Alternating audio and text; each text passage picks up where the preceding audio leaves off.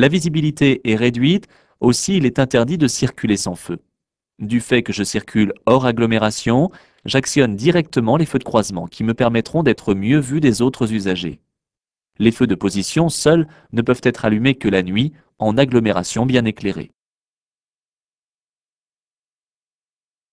L'interdiction de stationner commence au panneau et se termine à la prochaine intersection.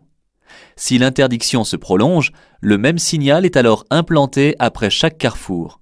Les deux véhicules semblent ici garés sur des emplacements privés. Pourquoi avertir? Utiliser l'avertisseur sonore est interdit en agglomération, sauf en cas de danger immédiat.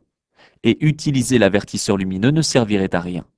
Je patiente donc tranquillement en attendant que la situation se débloque. Ici, ce piéton attend manifestement sur le bord du trottoir, car il préfère apparemment attendre que la circulation soit nulle pour prendre sa décision de traverser. Je place tout de même le pied devant le frein, car je suis suivi de près. Il est interdit de stationner sur un espace réservé à une autre catégorie d'usagers. Il est donc interdit de s'arrêter ou de stationner à cheval ou sur le trottoir, sauf si une signalisation spécifique l'autorise. Tous ces véhicules sont donc, a priori, en infraction. D'autant plus qu'il n'y a pas même le passage pour les piétons. Tout usager qui descend d'une dénivellation, comme ici un trottoir, doit céder le passage aux autres usagers. Il s'agit bien souvent d'une sortie privée ou d'un parking. Je surveille toutefois le comportement du conducteur afin de vérifier qu'il me cède bien le passage. Dans une rue à double sens de circulation, le stationnement doit toujours s'effectuer à droite dans le sens de la marche, car nous sommes ici en agglomération. Les deux premiers véhicules stationnés à droite sont à contresens de circulation et de ce fait, ils sont en infraction. Il ne faut pas confondre ce panneau avec le panneau triangulaire qui annonce un danger à 50 mètres lorsqu'il est implanté en agglomération. En effet, celui-ci positionne un ralentisseur. Il vaut mieux ralentir que de manœuvrer, ainsi que le fait ce conducteur. Après cette signalisation, je peux tourner à gauche. Il existe même pour cela une voie de stockage afin de ne pas gêner. Ce panneau annonce des feux tricolores qui peuvent être éteints ou au jaune clignotant, mais jamais un feu rouge clignotant. L'endroit semble fait pour s'arrêter sans gêner la circulation. En effet, le conducteur s'est placé à droite du caniveau dans un emplacement en décrochement. En général, il existe toujours un emplacement pour stationner lorsqu'on propose un plan de ville sur panneau. Je dois régulièrement contrôler l'état de mes pneus ainsi que leur pression. En effet, un gonflage incorrect dégrade la tenue de route du véhicule et engendre une usure prématurée des pneus. De plus, la consommation de carburant peut augmenter jusqu'à 10%. Sauf indication contraire, la vitesse est limitée à 50 km/h en agglomération, aussi bien en circulation normale que lors des dépassements. Si je circule ici jusqu'à 70 km/h, je risque une amende de 4e classe, ainsi qu'une perte d'1 point sur mon permis de conduire. Je circule sur une route à chaussée séparée, où la vitesse est limitée à 110 km/h. Sur ces voies rapides, les changements de direction sont annoncés assez tôt par une signalisation avancée. Aussi, je n'attends pas le dernier moment pour effectuer mon changement de direction. Je me trouve à la fin de la voie de décélération et il est trop tard et dangereux pour sortir ici.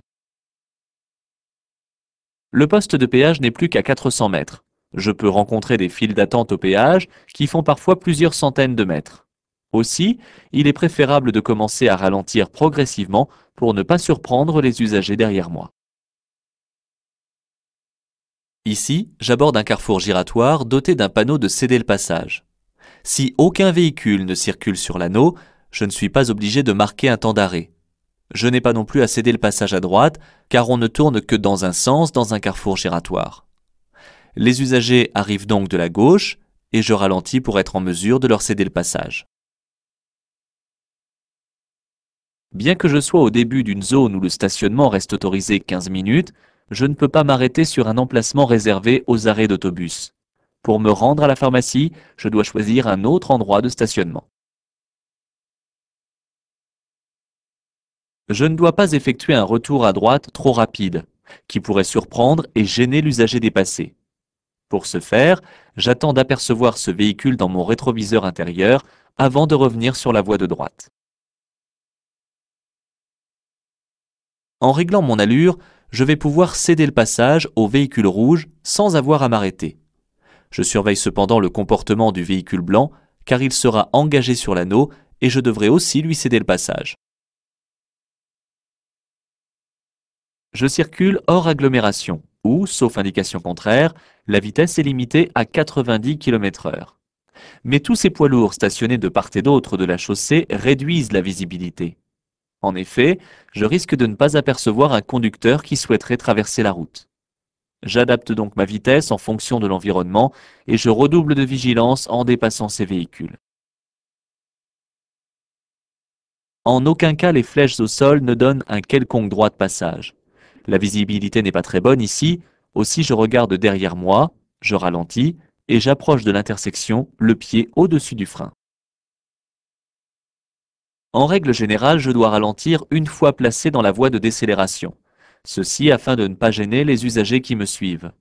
Cependant, il arrive que certaines voies de décélération soient trop courtes. C'est pourquoi des panneaux de prescription limitant la vitesse sont alors implantés avant les sorties afin d'obliger les usagers à ralentir à temps. Je peux profiter ici de la voie pour véhicules lents pour ralentir sans gêner. Tous les véhicules sont obligatoirement équipés d'un compteur de vitesse. C'est le cadran rond de droite. Le compte-tour, quant à lui, n'est pas obligatoire, mais il équipe ce véhicule. C'est le cadran rond de gauche. Vu ma position sur la chaussée, il devient urgent de ralentir et de serrer à droite pour faciliter le croisement avec ce gros véhicule agricole. Le panneau annonce une fin provisoire de l'autoroute à 1200 mètres. Le véhicule jaune circule moins vite que moi. Pour un dépassement avec 20 km/h de différence, on considère qu'il va durer 10 secondes et que la distance parcourue pendant celui-ci sera d'environ 300 mètres. J'ai largement le temps de commencer et de terminer ce dépassement. Ce panneau me signale que je vais rencontrer un endroit fréquenté par des enfants. En effet, ce panneau peut être implanté à proximité d'une école, d'un centre aéré, d'une aire de jeu ou d'un stade, par exemple. Les fusibles servent à protéger les circuits et les appareils électriques des surtensions qui pourraient les abîmer. Ils n'ont pas tous le même ampérage, celui-ci est faible quand il protège les circuits fragiles, puis plus élevé quand il y a moins de risques. Chaque couleur correspond à un ampérage précis que je dois respecter en cas de changement de fusible. Le ciel se couvre et la visibilité diminue, et déjà je distingue mal les véhicules au loin. J'en déduis que les autres usagers rencontrent les mêmes difficultés pour me distinguer. Je dois directement allumer mes feux de croisement. Je n'utilise pas les feux de route qui sont interdits dans ce cas. Ce panneau m'annonce une chaussée déformée. Il m'invite donc à réduire encore plus mon allure. En effet, à cause de cette déformation de la chaussée, je ne serai pas totalement libre de choisir ma trajectoire à la sortie de ce virage. Le stationnement en double file est interdit, mais l'arrêt reste autorisé. Cependant, un coup d'œil dans le rétroviseur et le marquage au sol n'incitent pas à s'arrêter ici car je gênerais. Le feu est jaune clignotant en bas à la place du feu vert. Je peux passer, cependant avec prudence, car un feu jaune clignotant attire l'attention sur un endroit dangereux. Ici, j'entre dans un tunnel et il faut que mes yeux s'habituent au changement de luminosité. Le panneau rond, bordé de rouge, est un signal d'interdiction. Je ne peux pas tourner à gauche. Cette interdiction est renforcée par le panneau de sens interdit implanté sur le terre-plein central. La branche prioritaire du carrefour tourne à droite. Si je vais à gauche, je quitte la route prioritaire. Aussi, je dois céder le passage aux véhicules de droite, car ils circulent comme moi sur l'axe prioritaire. Je passe avant les véhicules en face et avant ceux venant de gauche qui rencontrent un stop ou un céder le passage. Je dois observer la forme et la couleur des panneaux pour analyser rapidement l'information diffusée. Un panneau carré, rectangulaire ou en forme de flèche est un signal d'indication. Il n'interdit rien, n'oblige à rien. Il informe ici qu'il faut serrer à droite pour ne pas être surpris par le terre-plein central. Je ne dois pas, par précipitation, transformer une petite erreur d'orientation par une action dangereuse. Ici, la ligne continue à droite m'interdit de changer de voie. Je dois maintenant tourner à gauche. Les témoins rouges du tableau de bord alertent le conducteur d'un problème urgent. Cela peut être une surchauffe du moteur, une surcharge ou une décharge du circuit électrique, etc. Si un de ces témoins s'allume lorsque je circule, excepté celui des feux de détresse, je dois m'arrêter immédiatement et, au besoin, faire appel à un garagiste. Ce panneau m'annonce un virage dangereux à droite à 150 mètres, car je circule ici hors agglomération. À la vue de ce panneau, je ralentis pour prendre au mieux mon virage et pour ne pas être déporté hors de ma voie de circulation. Il est interdit aux poids lourds de plus de 12 tonnes de dépasser tous les autres véhicules. Cette interdiction prend effet immédiatement et sur une distance de 25 km. Lorsqu'elle n'aura plus lieu d'être, le panneau de fin d'interdiction de dépasser sera implanté. J'arrive ici dans une zone où la vitesse est limitée à 30 km/h. C'est tout un quartier qui est concerné par cette limitation jusqu'au panneau mettant fin à cette interdiction. C'est la vitesse maximale à laquelle on doit passer les ralentisseurs. Pour aller à Arcachon, seules deux voies sont possibles, celle sur laquelle je circule actuellement et la première voie à ma gauche. Les autres voies permettent, entre autres, de se rendre à Agen. Il m'est toutefois interdit de circuler dans la première voie de gauche si je n'effectue pas de dépassement. Pour un usage quotidien, afin de se rendre à son travail ou pour faire ses courses, il est recommandé de lever le capot du moteur et tirer la jauge d'huile au moins une fois par semaine.